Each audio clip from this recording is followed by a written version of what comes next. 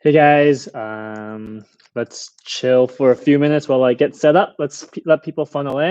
Hey JP.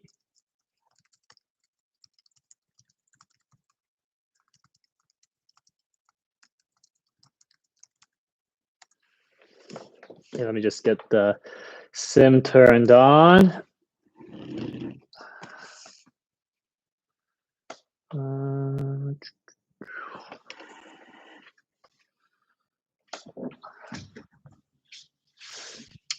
Yeah, so as usual, we'll wait 5 minutes or so. Any questions, leave it in the chat. We'll start from the top. Let me get the sim turned on and the quad turned on.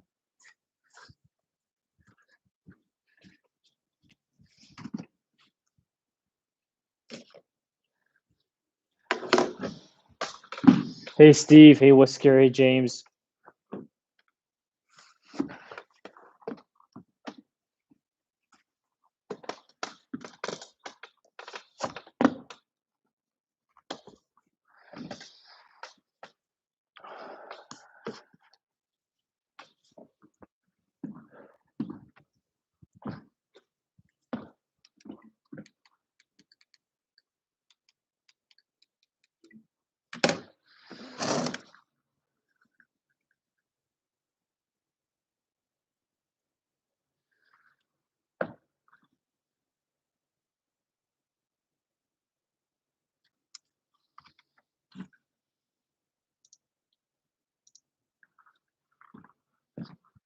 Yeah, just bear with it as the computer restarts. Gonna grab some water.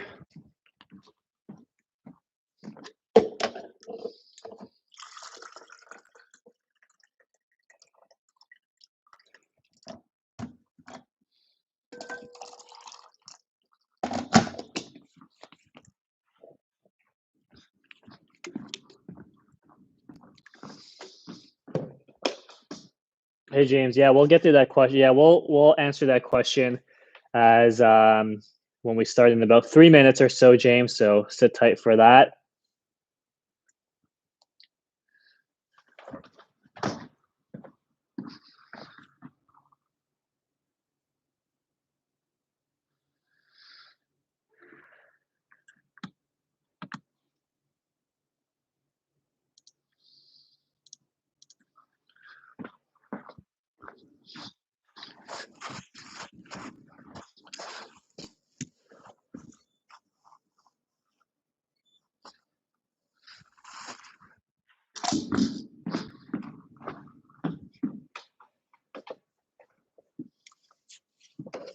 Thanks, Ray.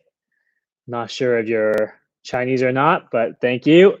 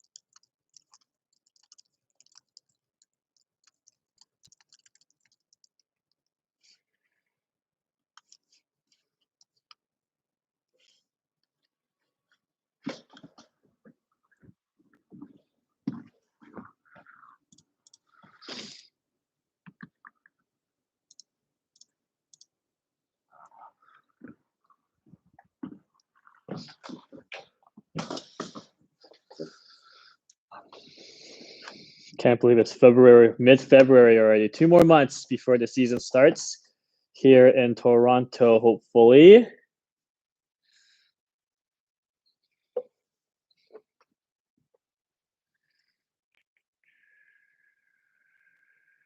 Good evening, Tony. Yeah, what time is? Let me see what time is it in the UK right now.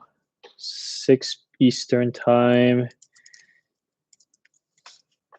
Oh, I guess it's 11 p.m. for you guys. Not too late.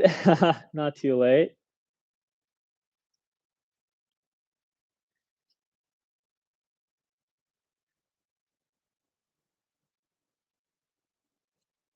All right, we'll give it another half a minute, then we'll start. So yeah, just keep typing out your questions as normal.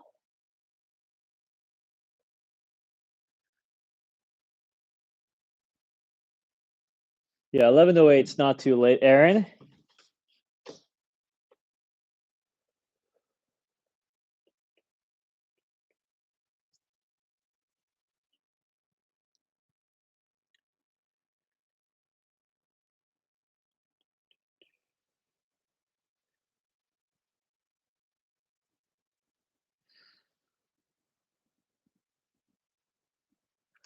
All right, let's begin. So let's see what is at the top of the menu today. James, hi Larry, what is your opinion on one length irons? Well, I mean, I haven't asked any of my clients to use one length irons. I have myself have never tried one length irons, so can't really say personally, but you'll probably have, I mean, the best thing to do is to get fit and see if one length irons could actually potentially work for you. For me, I just don't have enough personal experience with it to say yes or no. You'll have to either judge that with an experienced fitter that you trust to see whether or not it will have some positive merits on your game or not. But for me personally, I don't have any clients who play one length irons, and I've never asked any of my clients to switch to one length irons.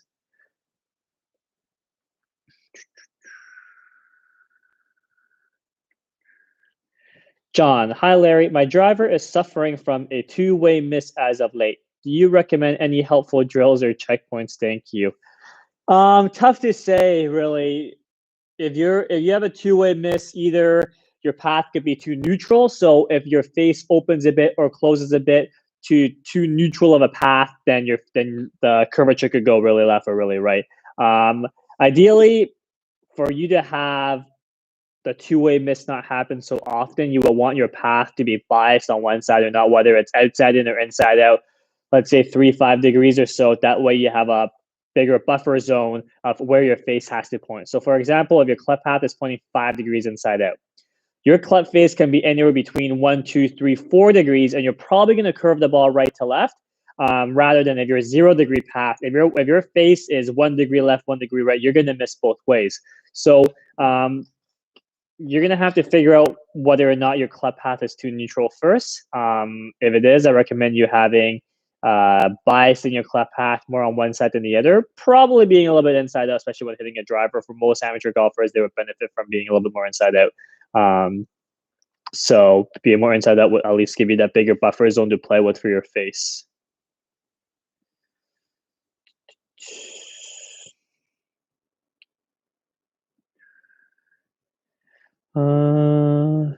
I've been not sure if that's directed to me or someone else in this chat, whether it's the UK chat, but I am from Toronto in Canada, so should be about 2 more months before the first golf courses start opening up, barring any COVID lockdowns. Hope for the best. James Wilson, what's your best club face control drill? I work a lot on half shots, but this doesn't tend to make any difference when I make full swings, any drills. Well, if you can make half swings with good face control, something is obviously breaking down when you make it into a full swing. It really is tough to say without seeing your swing. If you can make half swings go straight, I would just recommend you make half swings go straight, make it a little bit bigger, make a 3/4 swing, see if you can make it go straight or wherever you want it to go. And then when you make it into a full swing, do the same thing. And you're going to have to figure out at the point of it breaking down, something has to be changing. So for instance, assuming you're breaking down at the full swing and your half swings are good, you have to be changing directions between backswing and downswing differently in your full swing compared to your half swing. That's making this face get so wacky. For most people, if you keep your lead wrist flat through the entire backswing into the downswing with no forearm rotation, just trying to keep the face square at all times, or even feeling like it stays closed, that more often than not could help someone who has trouble controlling their club face. That'd be a good place to start, James. Sun Ho. Hey Larry, is there anything to improve lag putting and speed control? Honestly, practice. Practice having good reference points. Having good reference points are key. So when you putt, knowing how big of a size your stroke is or how fast your pace may be, and keeping those reference points consistent from round to round will help you make your speed control better. So for instance, if I pull my putter out, so for instance, if over a course of a round, I'm making practice swings, you guys should be able to see the putter here, I'm hoping. So over the course of a round, if you, let's just say, for instance, a 10-foot putt, using a 10-foot putt as an example, if you keep making your practice, if you keep making your strokes around this size, let's just say pinky toe to pinky toe as a 10-foot putt, you're gonna know roughly that size of a stroke will give you a 10-foot putt. If you're going 30-foot putt, it's very obvious that you should probably make a stroke bigger than pinky toe to give you the extra 20 feet. Let's just say you have a 30-foot putt during a round, and you find out that this size stroke, let's just say one putter length bigger than pinky toe to pinky toe gives you a 30-foot putt. At least you have that reference in mind. When you go 50, you just gotta again make it bigger, because probably that 30 size stroke is going to be smaller than a 50-foot size stroke. So you just have to keep calibrating yourself, having consistent reference points. If you hit a 10-foot putt like this, and then 2 greens later you hit a 10-foot putt like this, it's probably not going to help you develop those reference points. So making sure you have consistent reference points in terms of stroke size and stroke pace should help with your speed and your lag putting over time.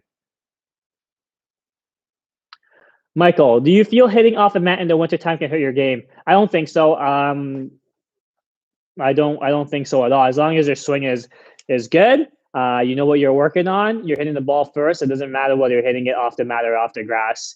If you know what you're working on, and for all my clients so far, it's translated from 6 months of being indoors, 7 months of staying indoors, and then bringing it outside. When April or May rolls along, there's been no issues with that.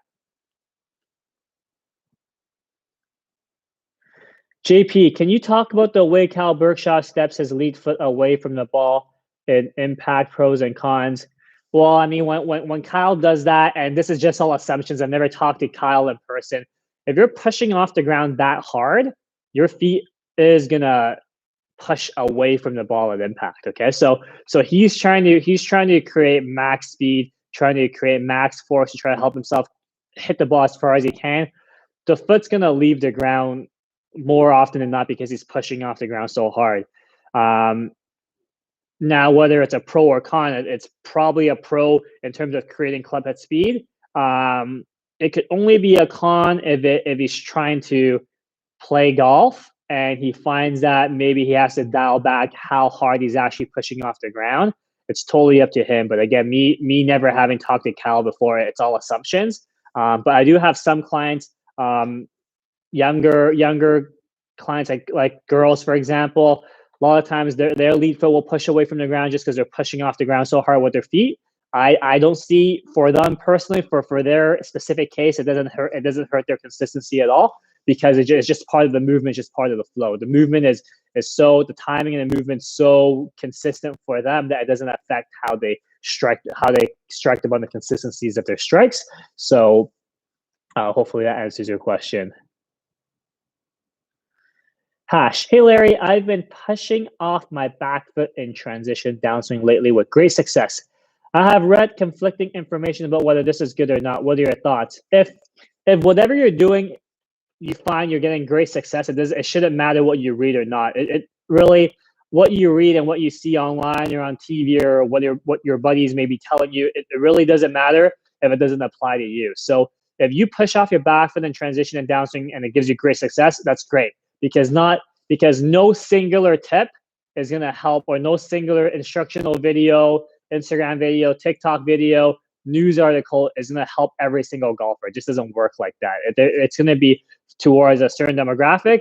Article A or video A might help demographic A, is not going to help demographic B. So as long as it keeps working well for you, you keep doing it and just ignore what you read.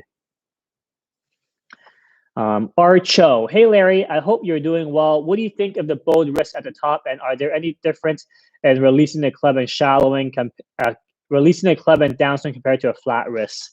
I'm doing well, thank you.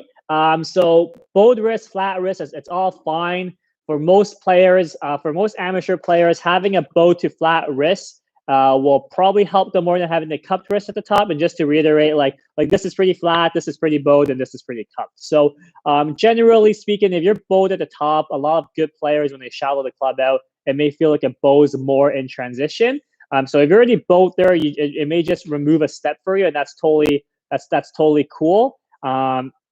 In terms of how you release into the club in a downswing, it's really tough to think about that because it happens so fast. The easiest thing to do is just set yourself up in the backswing that's well for you, and then control how you transition to start the downswing, and then everything just becomes a reaction from there more often than not. But I'm super fine with having a bowed wrist or a flat wrist. Either one is cool,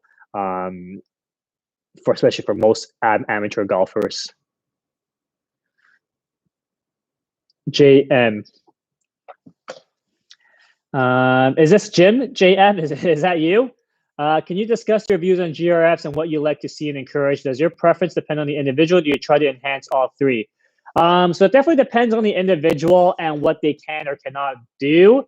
Now, I personally don't have too much of a preference as long as what they end up with is better than what they started with, right? So, but generally, actually, maybe I should say, I generally do prefer people to have a lot of vertical and a lot of torque, because that will help them combine the vertical aspect, the squatting aspect, and the pushing up aspect nicely with the rotational. I think lateral is very easy to get because the target is on your left side, is on your lateral side. You're going to push somewhat lateral no matter what because the target is on your left side, assuming you're a right-handed golfer, if it is you, Jim. So working on lateral is not too hard to do, especially considering if you combine vertical and rotational, there's going to be some lateral movement to it as well. So I prefer working more towards vertical and rotational, and lateral is just sprinkled in there. There's going to be some lateral push. Hope that answers your question, JM. I'm assuming you're Jim. If not, please correct me. DIY golf. I'm similar to Wesley. Slider out if past habits. You had him posted to your right side with a good turn, maintain width and arms right. Two biggest keys. Yeah, if you slide a lot in the golf swing, whether a backswing, downswing, making sure you turn into your trail side and then feeling like you stay on your trail side with good width is a really, really good way to kill that slide. The slide really just comes from people usually trying to get to the lead side too early. They keep hearing, oh, step on your lead side to start the downswing. That typically leads to a lot of sliding. So I had him feel like he stayed on his trail foot for a lot longer, and that seems to help him really, really well. And for most sliders, if you're a better player, you're going to have a very very excessive inside out path. If you can stay on your trail foot longer, it helps you rotate. It will also decrease the inside out path, which will be more manageable, especially if you're a higher speed guy.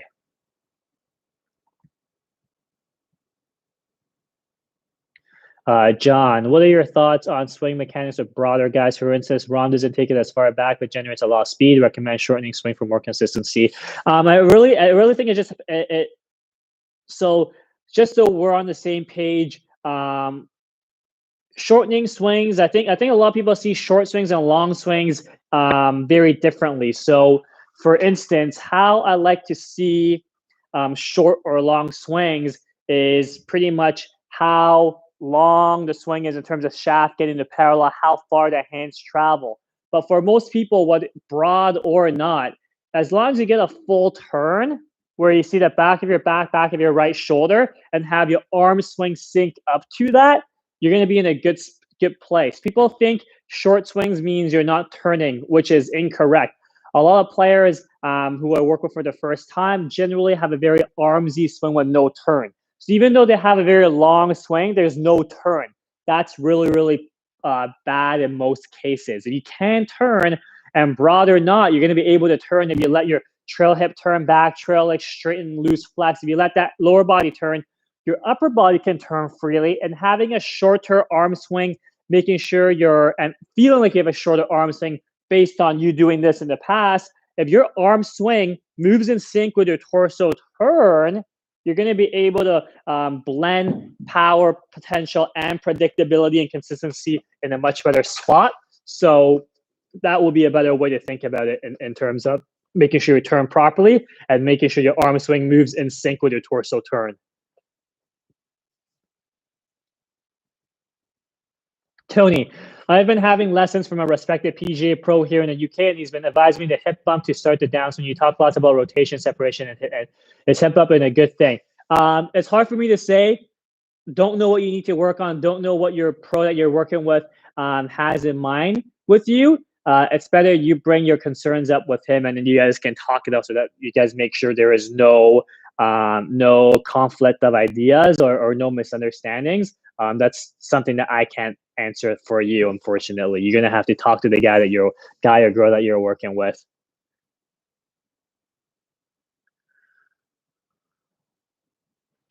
You're welcome, John.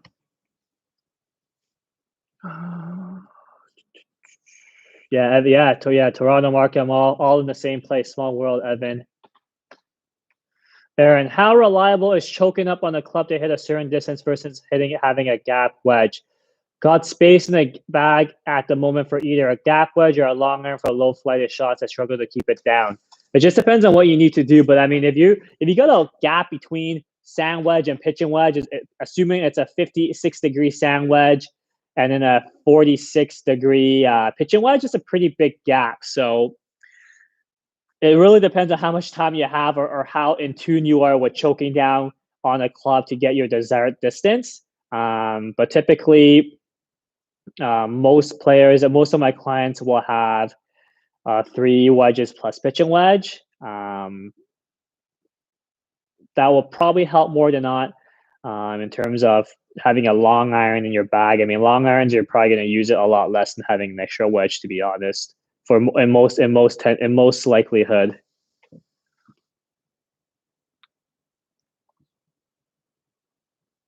Steven, I've noticed longer distances in my long clubs and irons these days, but my wedge distances have gotten shorter. Does that make any sense? Any recommendations? Hard to say. Really hard to say what's going on without seeing how the swing is. Assuming you have the same wedges and you have the same irons as before, and suddenly your long clubs are getting longer. It's tough to say.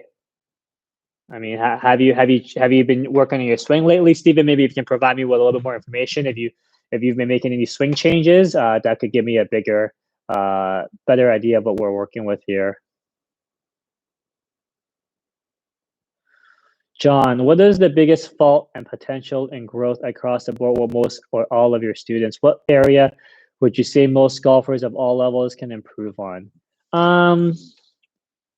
I think it's just staying patient and giving yourself more than your anticipated time of work on a change. I mean, what I like to do with most of my clients is try to create a swing that sets them up for the rest of their life. I don't want to make band-aids to fix specific issues where sure they may play okay for the next few weeks or even for that year, but something may give in year 2, year 3. I really want to make sure that I help all my clients create a swing that allows them to keep lowering their scoring if they have the time to put into it. I never want the swing and the ball striking ability to be my students' barrier to hitting lower scores. It's all going to be based on, as long as they can put more time into it, then the swing shouldn't be slowing them down. So it's just giving themselves enough time to let the changes sink in, whether it's in-person lessons or online lessons. It's just staying patient would be what I would see as the biggest potential in growth and helping them actually fulfill that potential. James, do you believe in more of a hold-off release or a rolling hand release? I definitely don't ask any of my clients to hold it off. I think holding it off lowers the speed potential. It's almost like if you watch baseball players swing, a check swing is more often than not going to go as a check swing more often than not will not go as far as a swing that's not held off, that's not checked off, right? So if you think of a hold off release, it's real pretty much just a check swing. It lowers the power potential. So I definitely don't prefer any of my clients to hold off. Also don't ask any of my clients to actively roll your hands and release as well. I like the hands to react to how the body's moving, and whatever happens from there.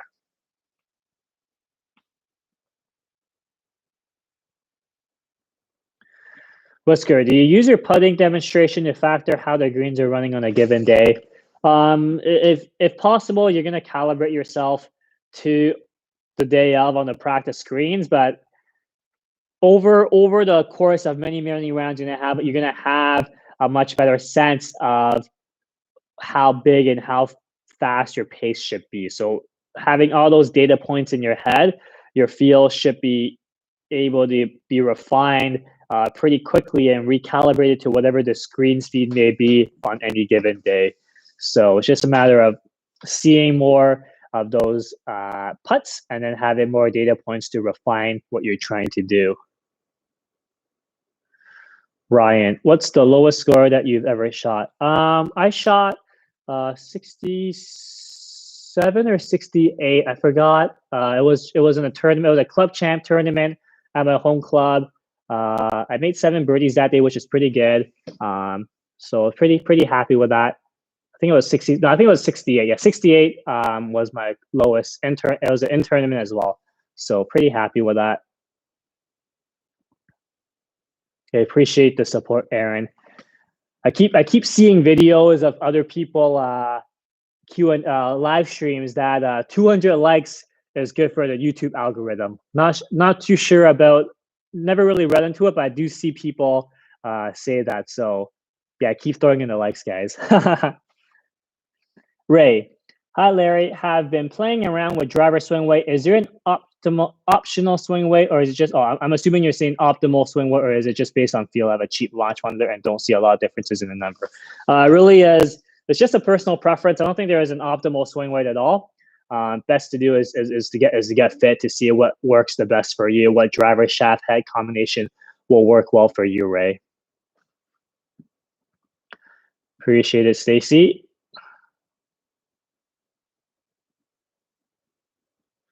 Henry, any drills for how to zero out path? Right now, I am at 7 into an AOA in the positive range, 1 into irons. I suspect they're related.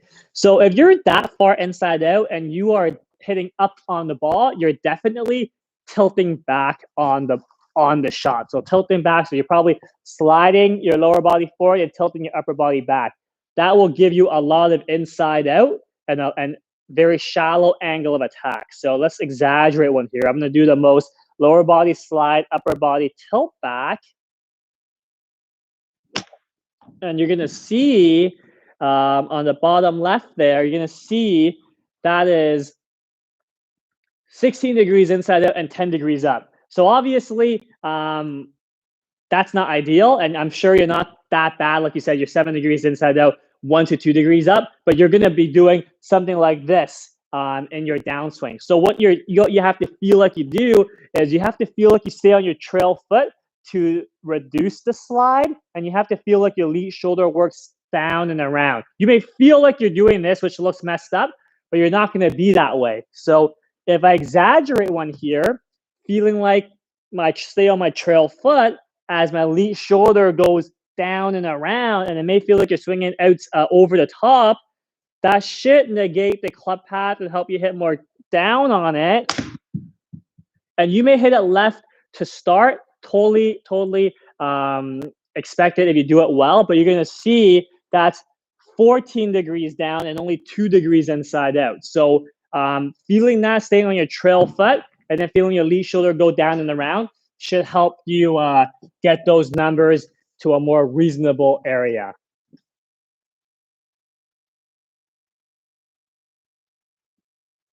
James, when people book, say 10 lessons in with you, do you have a plan for each session, or is it what the student wants to work on? I mean, I ask them what their goals are before the lesson and email correspondence. And then we see if we're the right fit. If we're the right fit, we work on it, and we just basically there's a plan, but it's hard to say lesson 1 is planning this, lesson 2 is planning this, lesson 3 is planning this, because it's impossible to gauge how fast you're going to pick something up. We're trying to build a movement. We're trying to build a sound technical movement with fluidity and consistency here. It's not so much saying today we're going to learn backswing, tomorrow we're going to learn about downswing, lesson 3 we're going to learn about speed. It really just becomes a process of changing your movement patterns, making sure the biggest room for improvement is tackled first, and then we keep grabbing that lowest hanging fruit from there. So it's definitely planned in terms of a big picture process, but it's not planned to the lesson where each lesson, before the lesson, I already know what we're going to work on. You're welcome, Archo. Glad you like it. Hey, Jen. Don't overthink things, eh? Nick, is being across the line really an issue as long as we get the club shallow? Also, am I missing out on speed with minimal wrist hinge at the top? Being across the line is not an issue if it works well for you, but if you're across the line and you're struggling to hit shots where you want it to go, then it's definitely an issue. Most people being across the line, they're also over hinge, which for most people is also an issue because they can't get out of that spot properly. When it comes to, are you missing out on speed with minimal wrist hinge at the top? Probably not. In most cases, the wrist hinge plays a very minimal role in the grand scheme of things. And people feeling minimal wrist hinge is not actually minimal wrist hinge. It more often than not makes them be in a more ideal, more acceptable range of wrist hinge, which I like seeing 90 degrees between your lead arm and the shaft at the top of the backswing. So that is what that's what I typically look at when it comes to how much wrist hinge someone should have at the top of the backswing. Steven Hernandez, any drills for someone struggles to be consistent with swing speed? Practice. I mean, if it's being consistent with how fast you can swing it, you should practice more so swinging at top speed, not caring where the ball goes, just trying to swing it faster to get your body more acquainted with trying to produce maximum force to create speed.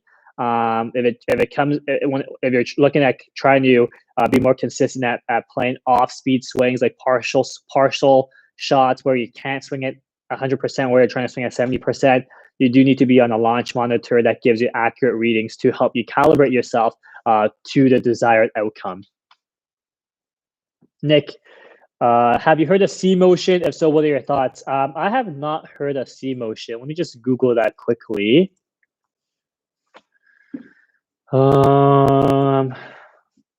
Is C motion like a golf thing, or no? I don't. I'm Googling C motion, but not exactly sure what I'm trying to look for. So if you want to provide me with more detail, I could maybe answer that question, but I have not heard of C motion.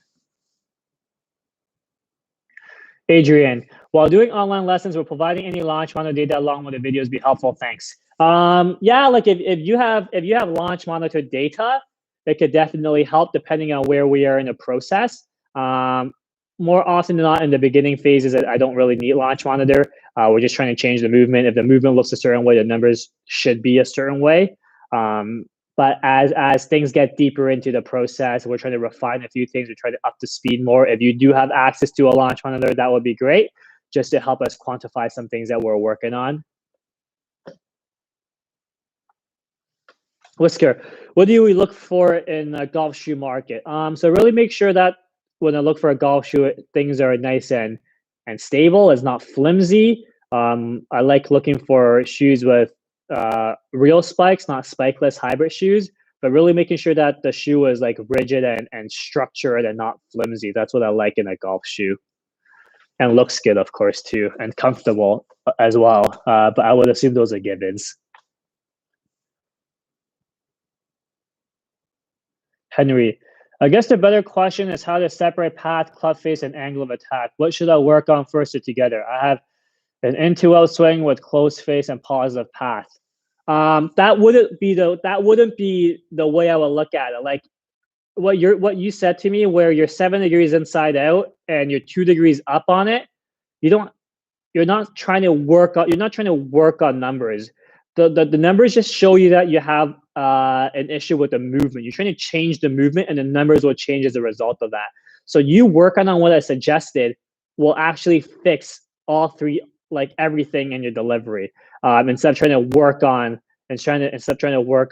improving club pass first, or improving your club or close facers first, or in trying to improve your positive angle of attack first. It doesn't work like that. If you try to do that, your progress will actually be slower than you trying to change the movement and make the movement better. And then as a result of a better movement, the numbers will change accordingly. Frank, hi Larry, what is the best drill to eliminate the folding and collapsing of trail arm on backswing? So the thing I like to ask people do first, if that's an issue with overfolding of the trail arm, is to just feel like your trail arm stays straight during the backswing. So when you set up to the ball, both arms are relatively straight and long at address. You want to try to maintain that, right? So like when you set up, both arms are pretty straight, both arms are in front of the torso. You want to feel like your trail arm stays straight through the entire backswing, and your backswing stops and you can't keep your trail arm straight anymore. Chances are, when you try that, it won't be literally straight. It's still going to fold up somewhat. It still might fold up a lot, but it's sure going to fold up a lot less than what you're used to doing. If you truly try to keep your trail arm straight, backswing stops and your trail arm can't stay straight anymore, and then you make your downswing. You just gotta focus on keeping that trail arm straight throughout the entire backswing, and you will probably be surprised. And you'll probably be surprised at how much your trail arm is actually folding to that feel.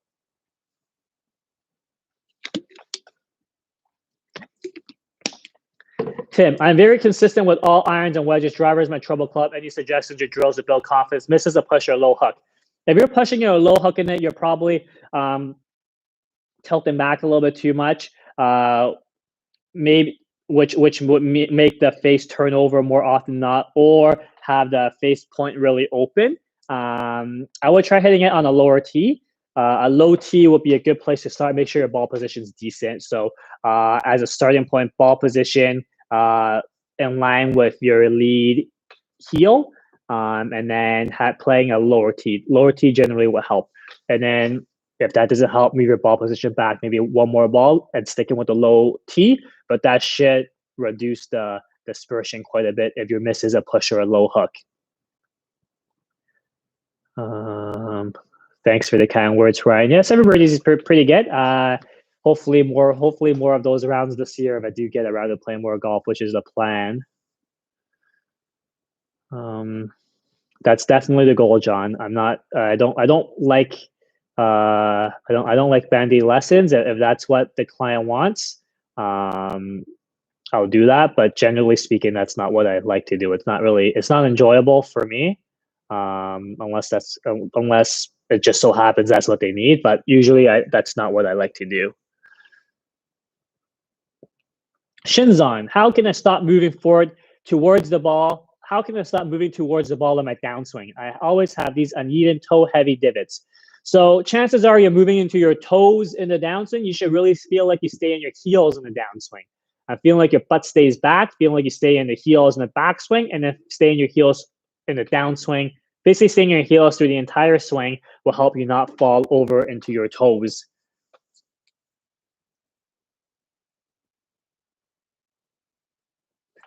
Jason, a trail side dominant swing, skipping stone, or baseball swing seems to force hips to early extend. A backhanded lead side dominant swings seem to create better sequence. Any opinion or thoughts?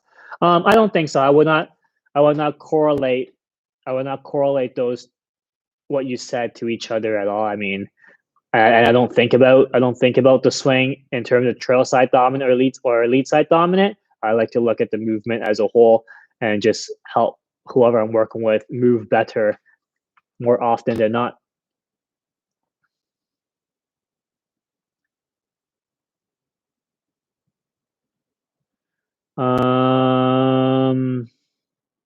Bretto, hey Larry, great videos, mate. Will slowing down the swing help with early extension? It may. For a lot of people, early extension is a result of poor concepts on how to generate speed. So slowing down the swing may help reduce the early extension, but at the end of the day, you still have to change your concept and improve your concept on how to move and how to create speed. That will fix the early extension for good, but in terms of slowing it down, it's just a band-aid. You don't want to slow down too much because you're going to hit the ball shorter and shorter, and that's not really fun either. You're welcome, John. Yeah, I plan to do these Q&As weekly for at least until lockdown lifts. So it's gonna be the same time usually. The plan is for this 6 p.m. Eastern time on a Thursday. Seems to work well for my schedule. If that looks like your swing, Henry, then you should definitely consider trying to work on what I showed you there. That should help you.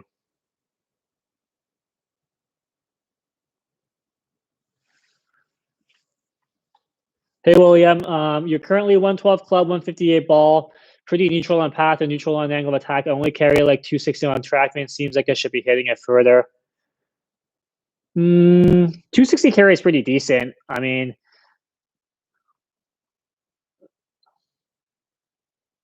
depends on what you. I mean, you have to tell me what your ball speed, your launch and spin would be. But the only sure way of knowing how much you're leaving on the table is going for a fitting. So nothing I can do on this side to tell you whether or not you should be hitting it further. But 260 carry is pretty decent actually already. So it's not a bad place to be.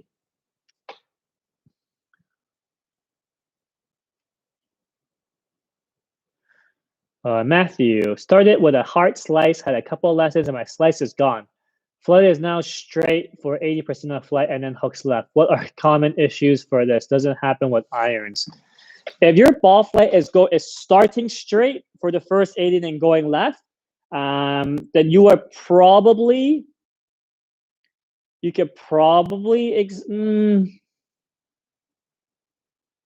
hard to honestly, if you had a couple lessons and they were really good to you, Matthew, and they're successful in helping you fix your slice, I would talk to whoever you're working with.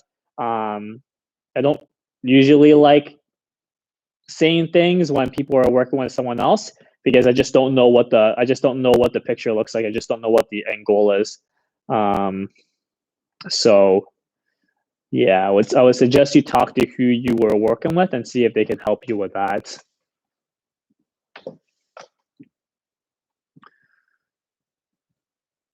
You're welcome, Ray. Yeah, the PXG driver does look pretty good. I have a couple clients who have that. They look pretty good. So Beers, I'm assuming that's how you pronounce it. Do you think the Playmate and the protocols teach a good foundation for the golf swing? I've never tried the Playmate myself, so I can't really comment on that. I'm not really a training aid guy either, but I've never tried the Playmate personally, so can't really say.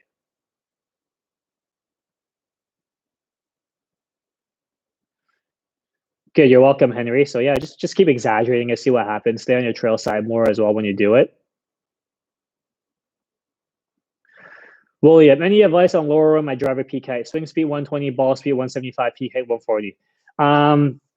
I look at getting a fitting. I mean, getting a good fitting will definitely lower your peak height. You already have good, if you have good speeds, which is great. 175 ball speed is no joke. I would look at getting a fitting and helping you get the ball that you desire. Marcus, hey Larry, other than downhinging, is there any other role that hands, arms, shoulders play in generating speed as they seem to follow the rotation of the torso and impact? Yeah, so even though a lot of my videos say, oh, leave your arms back, leave your hands back, don't throw your arms at it, don't throw your hands at it, they're still going to have a role in creating speed. I mean, if you think about throwing a mid ball, for example, your arms are still throwing the ball at the end of the day. Your arms are still swinging the club at the end of the day. It's just making sure that they follow the correct sequencing. So it's still legs to torso to arms to hands to club. So there is a role in generating speed with your hands and arms and shoulders. It's just making sure they follow the correct sequencing. They follow the rest of the body properly.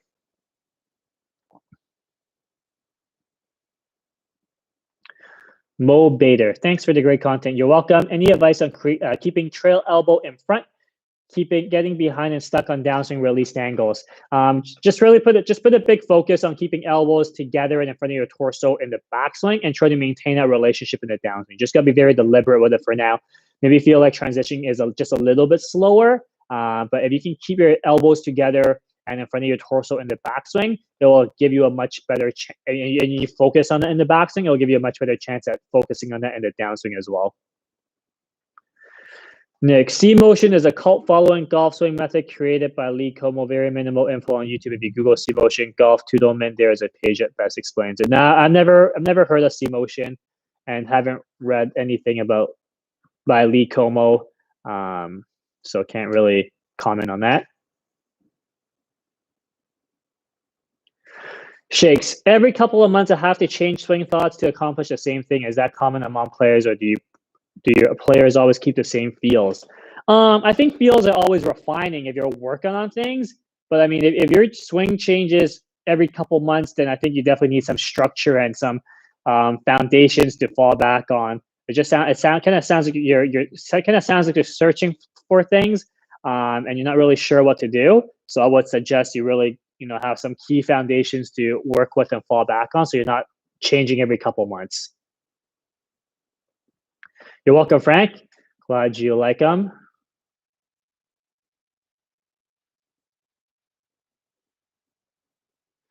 Or no, can you talk more on downhinging, releasing, throwing the club? This was something I wasn't doing that was causing me to slice or even top the ball. Now that I'm trying to do it, I'm hitting the ball. Well, it's good. I mean, it sounds like it's helping you if you're actually hitting the ball. For a lot of people, I think, especially people who have seen a lot of traditional golf tips where they talk about holding their angles. If you hold your wrist angles and you try to hold the lag, the club's not going to bottom out in time. If you hold the lag and you're not downhinging or releasing it, you try to hold the lag, the club will never reach the ball. Or if you hold the lag, you pull, and you're not going to hit the ball, then you eventually try to dump the angles, you're going to hit the ground so hard. So which is why I like people to feel a downhinge if that's what they need. So if you downhinge, you can see from the top of the backswing, if all I do is downhinge and not do anything, my hands are still at the same height, and all I do is turn, the club returns the ball pretty much on a similar arc as it did when it started at setup. If I go to the top of my backswing and I don't downhinge and all I do is hold my wrist angles and I turn, the club's never going to get back to the ball. So by downhinging, it helps you return the length of the arc back into the ball, which should help you hit the ball, which I think is why you're hitting the ball better. So keep doing it.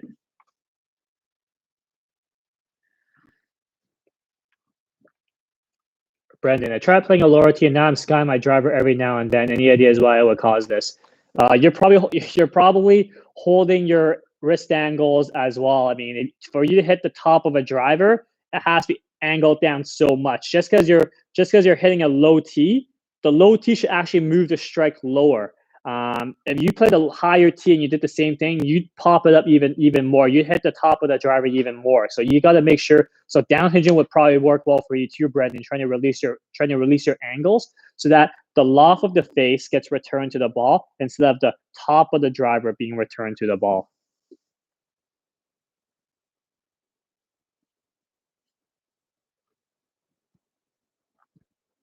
Stacy, what generally causes low smash factors even on square strike angle attack? Are you talking about driver or are you talking about a different club, Stacy? And also, are you hitting and what kind of golf balls are you using when you're getting that smash factor? So I need a little bit more information, especially what club you're hitting when you are talking about that low smash factor, and also what machine you are hitting on that is giving you that low smash factor reading.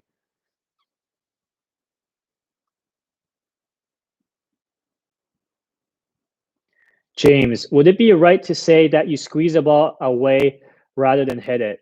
Not sure what you're trying to say. I've never thought about the ball, what you're trying to say, and what I've never thought about it that way before. I've never talked to my clients that way before, and none of my clients have actually ever talked to me about it that way as well. So not really sure what to say to your question, unfortunately. Matt, any tips to get steeper with the backswing? So to get steeper with the backswing, the first thing is just really making sure you're controlling how your forearms rotate, right? So if you stick your arms out in front of you, and I'm going to assume you're a right-handed golfer. If you're a lefty, do the opposite. For me as a right-handed golfer, if you stick your forearms out in front of you, your palms are facing each other, there is no forearm rotation. people who are flat in the backswing rotate their forearms clockwise too much. So you can see if I rotate my forearms clockwise in the backswing, it gets the face open and shaft is very flat. That will then pull my arms back as well. If I don't rotate my forearms, it tends to keep the club head outside my hands and the shaft is a lot steeper, okay? The back of your left hand, your lead hand should face in front, not the ceiling as you make the backswing. That will help you get a steeper backswing. So no forearm rotation would look like this. And then you can swing it down. A flat backswing with too much forearm rotation could look like this. And then anything could happen from there. So I will look at decreasing your forearm rotation first if you're trying to get your backswing steeper, Matt. Mika, I have a steep angle of attack. Any ideas to work on? Any drills to work on at home during winter locked in to help shallow out? Are you talking about? Well, I guess it could help with irons and driver too. If you're steep on it, I would feel like you stay on your trail. I would first off load your trail side more in the backswing, and then feel like you stay on your trail side in your downswing. If that doesn't work, I would also try to think about the down hinge and release the club from the top of your backswing. That would also help you shallow the club. Shallow the angle of attack out more.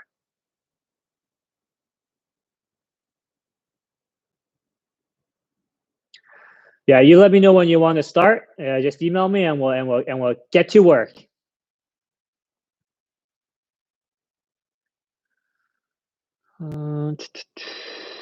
Scott Gilmore just got fitted for a TSI 3 with RDX 6.5 and 60 grams. Swing was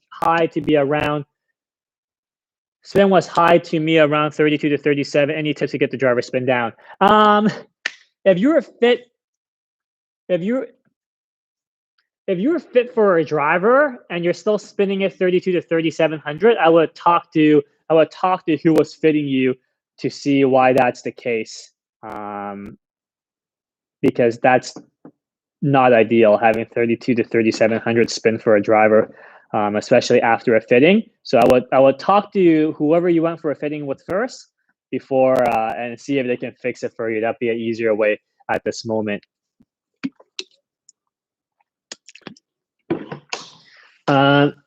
Fee or Phi, forgive me if I pronounce your name incorrectly. In the downswing, how early should you use your legs to push off the ground while rotating? Well, you have to think of it as the movement as a whole, right? So when you squat and rotate to help you push back up in the round, everything is a reaction, right? So whether you're doing a squat, if you're doing a squat, we're pushing into the ground in an effort to push back up as hard as we can, right? So if you think of the movement, you make your backswing, and you eventually have to start squatting into the ground in your downswing, and you eventually have to push back up. It's a very good idea to break up the downswing into two halves, right? The first half is when your pelvis is pointing right of the ball, and the second half is when the pelvis is pointing past the ball, right? Pelvis pointing at the ball being the center point.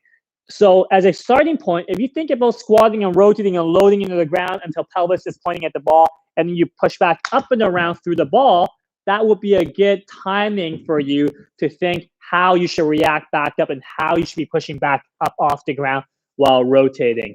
That would be how I would think about the timing for you as a general rule of thumb. Thanks, Elaine. You're very cool too. Thank you, Mo, for the support. Appreciate that. Best drills or exercises for increasing reasonable and productive swing speed. I don't really like prescribing exercises without knowing how you move. One, I'm not an S&C coach. Best to find an S&C coach that you trust to work on it with you if you're serious about exercising and working out. But I think squats are really, really important. Back squats are important. I think doing cleans are very important. Doing cleans is really, really good in helping you sync up the sequencing from the ground up to help you pull the bar up through the legs. I really like those two exercises, but that's just very general. In terms of drills, without knowing your swing, it's hard to say, but squatting and rotating is a very good starting point. Using the ground, using the ground to help you generate speed. So squatting into the ground as you make your downswing and then pushing back up to propel the rest of your body, that would be a good place to start.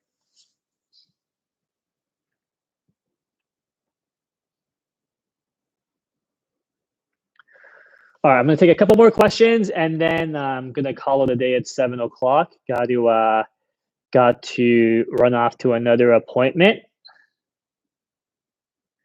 So let me take the last few questions. Arnold, appreciate you talk about the down hinge. You're hitting the ball a lot better. Good. You're not going to see the down hinge. It's more of a feel and intent. So like a very common misconception people have is they think down hinge, you're going to see it. You're not going to see it. It's because the swing happens so fast. The intent and idea of down hinging, you're not going to see, but it will help you get the club bottoming out properly as you approach the ball. Andy, any feels for the lead side of the hips in the downswing? I tend to sway towards target. If you are swaying to the target, I would suggest you feel like you stay on your back foot, your trail foot during the downswing. That will help you not sway to the target so much.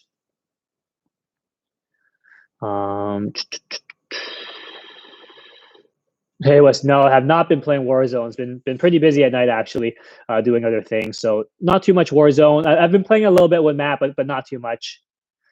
You're welcome, Mika.